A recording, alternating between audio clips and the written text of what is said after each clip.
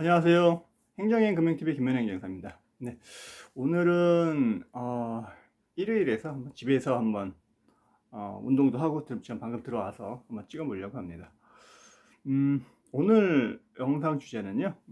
그동안 제가 몇 번 올리긴 했지만은 그동안 제가 이제 교통사고 관련해서 이제 손해배상 관련된 이제 청구를 해주면서 몇 가지 팁이나 이런 부분들을 조금 쟁점 중요한 부분별로 해서 좀 정리를 좀 해봤습니다.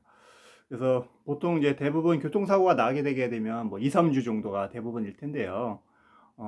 그런 분들이 조금 이제 알면은 조금이라도 이제 합의금을 좀 더 받을 수 있는 방법이랄까?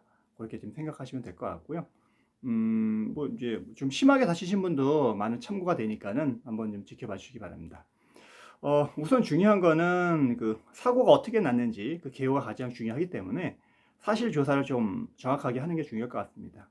대부분 보험사가 나와서 이렇게 하는 사실 조사나 혹시 경찰이 뭐 이렇게 왔으면은 그런 부분이 좀 미진할 수 있는 부분이기 때문에 본인이 현장에 가서 아니면은 뭐 전문가를 이제 통해서 현장에 가가지고 아니면 또 여러 가지 관련된 어떤 블랙박스나 이런 것들 좀 입수해서 명확하게 이제 뭐 과실 비율이나 이런 부분을 정확하게 따져보는 게 굉장히 중요할 것 같습니다.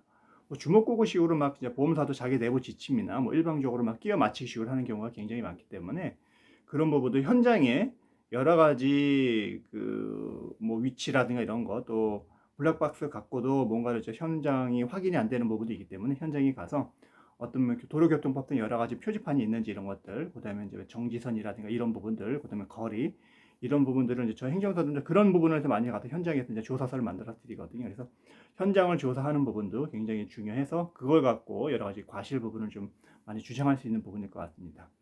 그리고 혹시라도 이제 그 과실이 없다면은 너무나 좋겠죠. 그렇다 그러게 되면은 뭐 100대 빵 정도 해서 뭐 진행한다 그러게 되면은 굉장히 더할 나위 없겠지만은 그렇다고 하게 된다 그러면은 현장을 가서 한번 명확하게 조금 확인을 하고 조사를 해서 그런 내용들 좀 규정해 보는 것도 좀 좋지 않을까라는 좀 생각이 듭니다. 다음으로는 이제 말씀드릴 수 있는 거는 그 합의를 이제 해야 되는데 보험사는 어떻게 해서든지 조기에 합의려고 합니다. 왜냐하면은 보험사에서는 지불 보증을 해주는 부분이기 때문에 지불 보증을 해주게 되게 되면은 계속 치료비가 나갑니다. 치료비가 나가기 때문에 그냥 찾아오셔가지고 잘 모르시는 분들을 찾아오셔가지고 음, 빨리 합의를 해야지만 치료비가 계속 지출되게 되면 그만큼 우리가 합의금을 좀 덜 줄 수 있다. 이런 식으로 뭔가를 현혹을 합니다. 절대로 그렇지 않고요. 그래서 지불 보증을 어차피 보험사에서 계속 해주기 때문에 꾸준하게 치료를 받으시고 그 다음에 어느 선에서 뭐 2, 3주 나오신 분들은 뭐 한 달이나 2달 정도 이제 치료를 꾸준히 받으신 다음에 한번 합의를 이제 해보시는데 계속 그쪽에다 전화 오게 되게 되면 치료 중이니까 나중에 치료가 종결된 어떤 어느 정도 끝나게 되게 되면 연락을 준다고 하시고요. 그렇게 하시고 계속 충분하게 치료를 받는 게 가장 중요합니다. 그러니까는 잘 모르시면 병원에 이제 누워 계시거나 아니면 있으시면 보험사에서 계속 전화 오게 되면은 우리가 오히려 보험사한테 끌려가는 경우가 많아요. 그렇지 마시고요. 보험금 청구에서는 우리가 그 보험금을 청구하는 저희가 갑입니다. 갑. 보험사는 의뢰예요. 보험사는 어떻게 해서든지 이거를 합의를 하려고 계속해서 추궁을 하고 하는데 보험금 이 부분에 대해서 보험사는 합의가 안 되게 되면 종결이 안 되거든요. 그리고 담당자분들은 이거를 빨리 쳐내려고 합니다. 매달 이런 관련된 어떤 경미한 사건들이 2, 3주 건들이 수도 없이 계속 들어오고 그렇기 때문에 어떻게 해서든지 이걸 정리하려는 부분이고 또 월말이면 더 전화를 할 겁니다. 그렇기 때문에 너무 성급하게 서둘러서 이렇게 합의를 하려고 이제 마시고요. 충분하게 이제 치료를 이제 받으시면서 이제 우리가 원하는 금액은 이제 확실하게 이제 제시를 하는 게 중요할 것 같고요. 그 다음에 그 합의를 한다고 하게 되게 되면 보험사에서는 2, 3주 같은 경우에 터무니없는 금액을 제시를 하죠. 뭐 80만 원, 100만 원에서 150만 원 이런 정도 얘기를 하는데 절대로 그러지 마시고요. 이제 뭐 특히 이런 부분도 이제 변호사나 이제 뭐 손사 찾아가도 뭐 100만 원에 150만 원에 합의를 하세요. 이런 식으로 얘기를 할 겁니다. 왜냐면은 그분들한테는 그만큼 이제 돈이 안 된다는 어떤 생각이기 때문에 그렇게 얘기를 하실 수도 있으시고요. 그렇지 않고요. 절대로 2-3 주라고 하더라도 뭐 굉장히 뭐 100만 원에 150만 원 이렇게 합의해 마시고요. 제가 처리하는 경험으로도 보통 400에서 500 정도는 합의가 되는 경우가 있습니다. 그렇기 때문에 절대로 서둘러서 이렇게 합의하지 마시고 끝까지 계속해서 뭔가를 보험사하고 딜을 하시고 밀기 당기기를 하셔야 됩니다. 그러려면 뭔가를 인제 뭐 노하우나 어떻게 하면 그분들하고 뭔가 밀고 당기기 하는 부분에 대해서 궁금하시게 되게 되면은 전문가들 통해서 전화를 주시면은 도움을 드릴 테니까는 어떻게 해서든지 적은 금액으로 해서 절대로 합의를 하지 마시고요. 뭐 제시하는 금액이 마음에 안 들거나 그렇게 하게 되게 되면은 계속 치료를 받으세요. 아프다고 하시고요. 도수 치료도 받으시고 이렇게 하시고, 그다음에 병원은 처음에는 정형외과나 이런 데 가신 다음에 그다음에는 한방병원으로 옮기십시오. 한방병원으로 옮긴 다음에 한방병원도 그냥 한의원 보고는 한방병원으로 해서 병원비가 좀 반이 나오도록, 그러다면 내가 그렇게 비싼 치료를 많이 받아서 내가 충분하게 나 아픈 데가 치료를 받을 수 있도록, 뭐 경추나 요추나 뭐 다리는데 뭐 염좌나 이런 부분이 있으시면은 계속해서 치료를 받아서 병원비가 계속 보증하는 게 계속 나게 되게 되면은 보험사 담당자는 아마 안달이 날 겁니다. 병원비는 계속 지출되는데 그렇게 지출되는 것들이 막 우리가 그쪽에서 이제 제시하는 금액보다 더 많이 나게 되면은 뭐 한 달에 뭐 이렇게 치료비가 막 100만 원, 200만 원 나와 버리게 되게 되면은 보험사 담당자는 빨리 이거를 해결하는 게 굉장히 좋거든요. 그래서 충분하게 치료를 받고 합의를 우리가 원하는 만큼은 받을 수 있도록 그냥 적극적으로 하셔야 됩니다. 절대로 조급증 갖지 마십시오. 그리고 저도 말씀드릴 수 있는 부분은 그렇게 하시고, 그리고 뭐 소송을 간다고 하는데 2-3주 갖고는 소송 가지 마시고요. 소송 가면은 소송은 함부로 가는 게 아닙니다. 법원에서 판단할 때 보험금, 뭐 교통사고 날 때 그 손해배상금은 판사들은 엄격한 기준에 의해서 합니다. 그래서 제대로 돈을 받는 방법은 보험사하고 밀고 당기기를 지속적으로 하셔야지만, 그래야지만 더 하는 거예요. 쉽게 얘기하면 화해 계약이죠.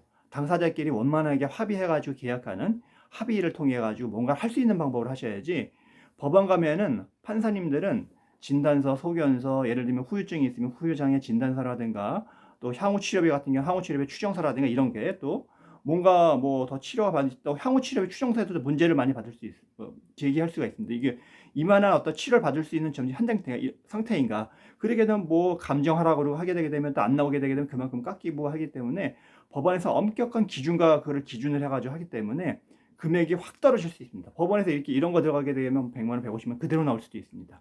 절대로 법원 가지 마시고요. 웬만하면은 법원 가서 하시는 건 아닙니다. 정말로 중상해가 입어 가지고 후유 장애가 있고 뭔가 영구 장애랑 이런 거 해서 그런 부분에 대해서 장애율에 대해서 정말로 다툼이 있고, 그래 가지고 이 장애율에 따라 가지고 상추비라든가 아니면은 여러 가지 인제 일시 소득이라든가 이런 부분에 굉장히 좀 차이가 있는 부분이거든요. 이럴 때 소송 가 가지고 뭔가를 하는 겁니다. 그냥 막 하시는 게 아니고요.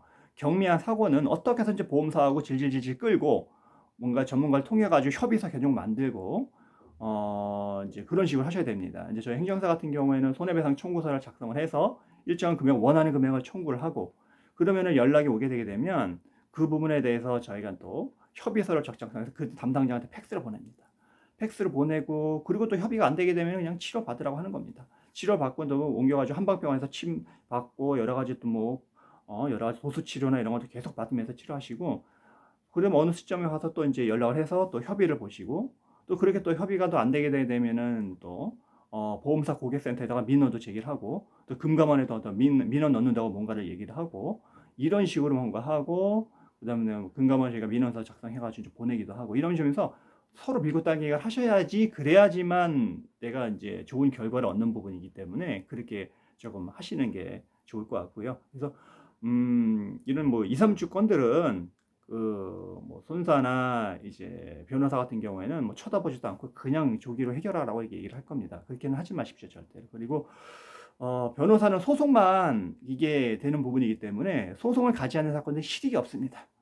그리고 뭐 큰 금액이라도 하더라도 변호사들은 이제 그런 부분에 대해서 이제 보험사하고도 이제 뭐 소송 가지 전에도 뭐 이제 뭐 합의 절충이나 이렇게 할 수 있는 부분이기 때문에 좀 큰 건 이런 부분을 좀 많이 하시려고 하시고요. 뭐 손사도 마찬가지인 거고요.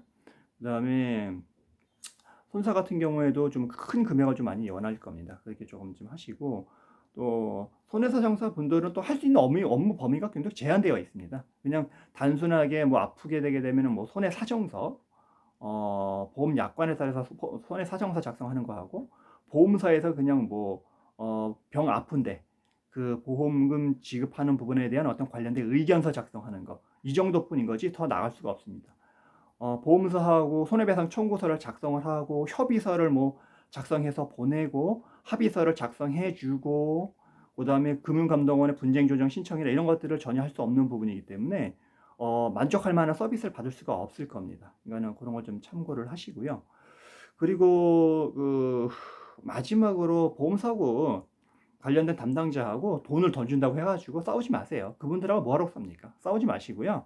느긋하게 치료받으면서 병원 다니면서 그러면서 보험사한테 어느 정도 치료받으면은 뭔가를 또 전화를 해서 연락을 한단가 이렇게 해가지고 원만하게 뭔가를 이제 하려고 하셔야지 그분들하고 이제 싸워봤자 실익도 없습니다. 그러니까 어차피 보험사 직원은 합의를 하셔야 됩니다. 이거를 그렇게 합의 종결하지 안 하고서는 걔네들도 사건 처리가 안 되겠습니다.